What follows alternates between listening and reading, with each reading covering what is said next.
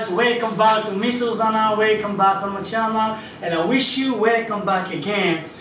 Today I'm going to teach you about the modal verbs. Sometimes some teachers used to call it defective verbs. So I'm going to teach you about it. A lot of people don't know how to use the modal verbs, and it's better for you to learn about modal verb. If you're ready, let's go! Bonjour et bienvenue dans ce série de cours en anglais avec Michel Zanardi. J'espère qu'il est déjà l'heure de démarrer notre cours d'aujourd'hui. Et aujourd'hui, je vais vous apprendre comment vous pouvez utiliser les verbes modaux en anglais. Et en anglais, on les appelle les verbes modèles ou soit les defective verbs souvent. Et en français, on les appelle les modaux verbes. Alors maintenant, quels sont ces verbes modaux là? Et ces verbes modaux, on a premièrement can, must, may, shall, will. Alors maintenant, pourquoi en anglais on utilise cela? Alors maintenant, dans le cas de l'utilisation, lorsque je veux parler de la capacité physique, c'est-à-dire si je suis capable de faire quelque chose, soit une personne est capable de faire une chose, là on utilise ce verbe qui est le can. Can.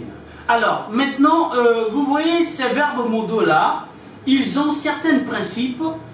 Ils ne prennent pas S, ils n'acceptent pas la négation de do not, soit does not pour faire le ne pas, ne plus, ne jamais. Ils n'acceptent pas do ou soit does pour poser la question. Il suffit juste que vous ajoutez not devant eux pour avoir la négation, et il suffit juste que vous les rameniez devant le sujet, vous aurez la question. Alors maintenant, comme on venait de dire tout de suite ici, allons-y sur leur utilisation quand on va parler de can. Alors lorsque je veux parler de la capacité physique, le can, cela veut dire pouvoir faire. Pouvoir faire, c'est-à-dire être capable de faire une chose. Alors, comment je peux dire en anglais, je peux faire cela? Alors là, il suffit juste que je vais dire I can do that. I can do that. Alors, la négation de I can do that, je peux faire ça, ça va nous donner I cannot do that. I cannot do that. Alors, pour poser la question, puis-je faire cela? La capacité physique toujours, on va dire can I do that? Can I do that? Alors, on va dire elle peut nager. Alors, rappelez-vous que le verbe nager, c'est to swim. To swim. Alors, on va dire she can swim. She can swim. Elle ne peut pas nager. She cannot swim. She cannot swim. Peut-elle nager? Can she swim?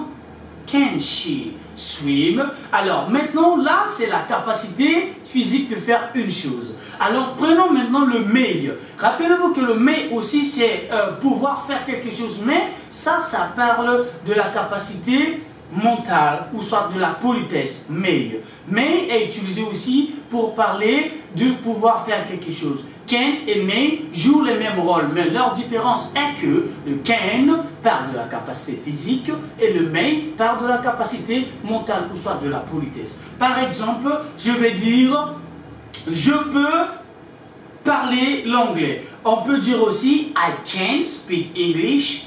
Si c'est votre ami ou soit c'est ton ami qui est en face de toi, vous vous êtes habitué à chaque fois, là tu peux utiliser le can, I can speak English. Or, si c'est une personne qui est âgée, en toi tu vas dire I may speak English. Alors pour dire par exemple je veux te parler, alors si c'est une personne à qui tu es habitué ou soit c'est ton ami, tu peux dire I can speak to you. Okay, I can speak to you, je peux te parler, ou soit je veux te parler. Alors maintenant, si c'est une personne qui est âgée, là maintenant vous allez dire I may speak to you. I may speak to you, je peux te parler. Alors maintenant, pour dire puis-je te parler, ou soit puis-je vous parler, si c'est une personne qui est âgée, on va dire may I speak to you. May I speak to you? Alors, si c'est mon ami, qu'on a l'habitude de se blaguer, je peux dire can I speak to you? Can I speak to you? Alors, maintenant, la négation de may, toujours, il faut juste ajouter not, I may not. Raison pour laquelle souvent à l'école, on vous apprend comment demander la permission. Toujours on utilise le may. Puis-je sortir, monsieur? On dit toujours en anglais, may I go out. Pourquoi on dit may I go out? Parce que votre professeur, c'est une personne à qui vous donnez toujours le respect. Alors maintenant, allons-y sur le must. Le must est utilisé lorsque je vais donner de l'obligation. Lorsque vous voulez donner des obligations à une personne de faire une chose ou soit de faire quelque chose, là, vous allez utiliser le must. Donc, le must est utilisé pour l'obligation. Par exemple, je vais dire « je dois le faire ». Là, ça va me donner automatiquement « I must do it ». I must do it. Je ne dois pas le faire. I must not do it. Dois-je le faire? Must I do it? Must I do it? Je dois manger. I must eat. Je ne dois pas manger. I must not eat. Dois-je manger? Must I eat? Ok. Tu dois t'en aller. Rappelez-vous que le verbe aller, c'est toujours go. Alors, you must go. You must go. Tu ne dois pas t'en aller. You must not go.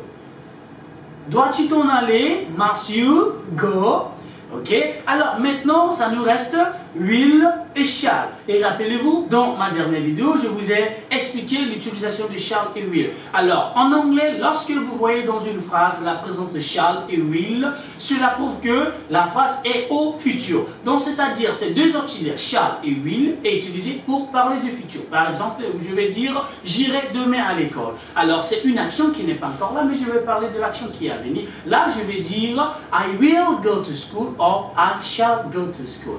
Alors, if you like this lesson, please see you next time and I love you all. You know, if you don't sound like English, please leave it. See you soon. Got you. Thank you. Et voilà, donc c'est déjà la fin de cette vidéo. S'il t'a plu, lâche ton petit like, tu t'abonnes, tu mets la cloche, tu partages. Et ensuite, dans la description, il y a tous les liens des intros dans l'ordre. Allez, ciao!